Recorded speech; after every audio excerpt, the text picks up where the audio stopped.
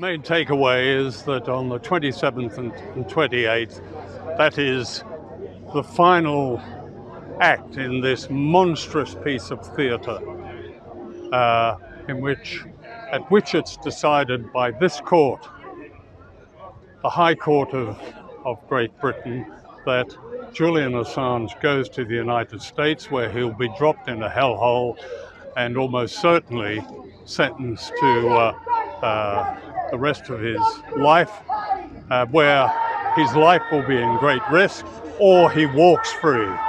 That's the most important thing. And in relation to the judge's decision to at least find the grounds of appeal, they passed the buck. The judges passed the buck.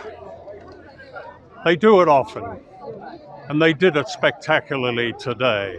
As John Rees said, they preferred to let it be arguable, was the term they used, that one of the most distinguished experts on psychiatry in the world, Professor Michael Kopelman, that his word should be not altogether trusted, but rather arguable, whereas the word of a known liar, embezzler, convicted a felon who confessed that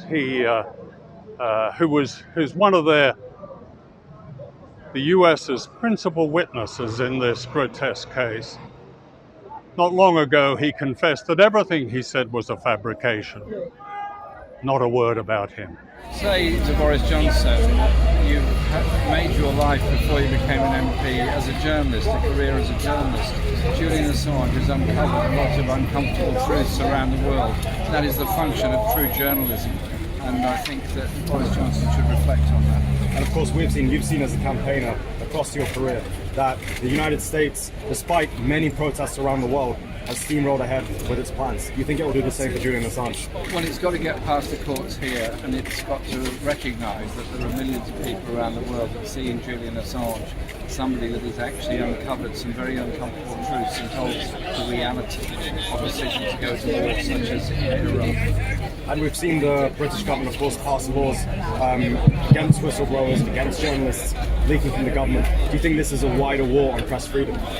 Press freedom is essential in a free society. It's essential if you deal with the problems of the world, the corruption, the environmental disaster, all the big issues that face this planet are not going to be solved if the truths are covered up, if they are uncovered by real journalists who make brave steps and brave decisions to uncover corruption and the dangers to all of us through climate change. Then we need press freedom, real press freedom. For every day that this colossal injustice is allowed to continue, Julian's situation grows increasingly desperate. He won the case against the US government 7 months ago, yet he remains in Belmarsh prison. What is this, if not punishment by process? Yesterday, Julian and I were permitted to embrace for the first time in 17 months. Throughout my visit in Belmarsh, I held his warm hand. Julian has been denied the love and affection of his family for so long. Julian and the kids will never get this time back. This shouldn't be happening. The US government is exploiting the inherently unfair arrangement between the US and the UK.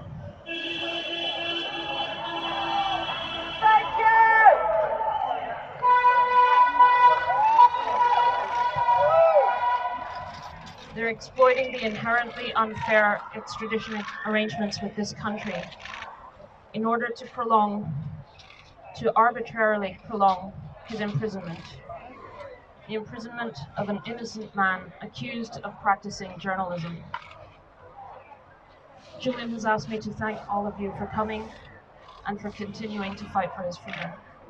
Thank you. Well, first they are getting Julian, then they will get you, me, everyone. This is a clear struggle for freedom of the press, and for the right of citizens to know that which governments are doing behind their backs, supposedly on their behalf.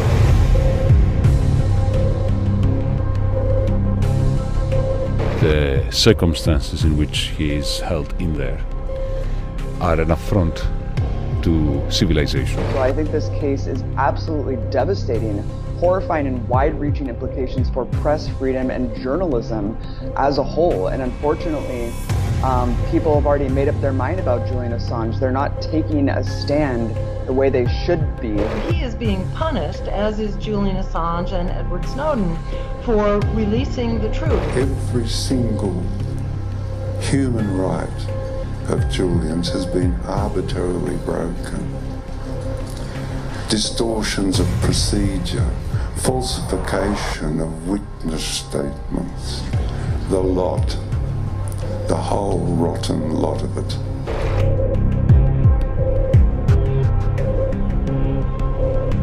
He's on death row. He will be on death row if he is extradited. If this man gets extradited to the United States, he will be tortured until the day he dies. It may now be Julian, and it may now be Glenn Greenwald, but who will be next? Julian is a publisher. Julian is also a son. He's a friend. He's my fiancé. And a father. Julian needs his freedom. And our democracy needs a free press. Yes, it is about Julian Assange, but it is much more also about all of you and your children and your families. And 20 years from now, will you still be able to know the truth about what your government is doing? Or when it has become a crime to inform you about what your government is doing with your tax money to other people that have not done anything wrong in their lives?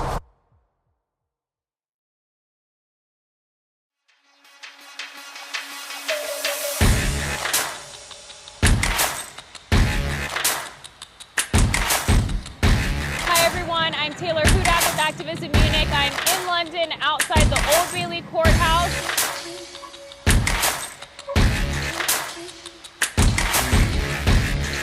Hi everyone, I'm Taylor Hudak and I'm outside London's Belmarsh prison. We are all Julian Assange. How would you know about all the crimes committed in our names if there weren't the billions of leaks published by WikiLeaks? If wars can be started by lies, peace can be started by truth. We're going to lock people away, facing 200 years in prison for exposing war crimes. What kind of country, what kind of world are we going to live in? So we have to stand up and collectively say no more. If you're an activist of any kind, right, left, center, an animal rights activist, an environmental activist, a socialist activist, any kind of an activist against global institutions, and you're not capable of setting aside whatever emotional feelings you have for Julian Assange to defend basic press freedom and stand opposed to the efforts of the Trump government and Boris Johnson's Tory government to criminalize the activities of Julian Assange and WikiLeaks and publishing information in the public interest, you are going to create a world for yourself in which the precedents you're now acquiescing to or cheering out of some misplaced hatred for Julian Assange are going to be used against you.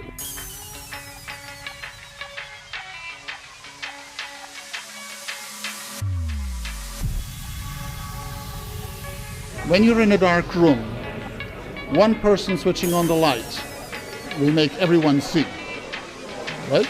Don't look for the light somewhere else. Go and switch it on yourself. We should all thank Julian for his courage and integrity in providing us with this precious gift at great cost to himself, much to our shame. Think about the opportunities that you have, right? Because there are no heroes. Nobody's going to save you, right? There are only heroic actions. There are only heroic choices. There are only people who moment by moment see bad things and recognize, maybe I can do something. Maybe I can't fix everything, but maybe I can make progress. Maybe I can make things better. Maybe I am the one that I'm waiting for. And as soon as you start thinking like that, you'll realize that you are. Free Assange rock and roll.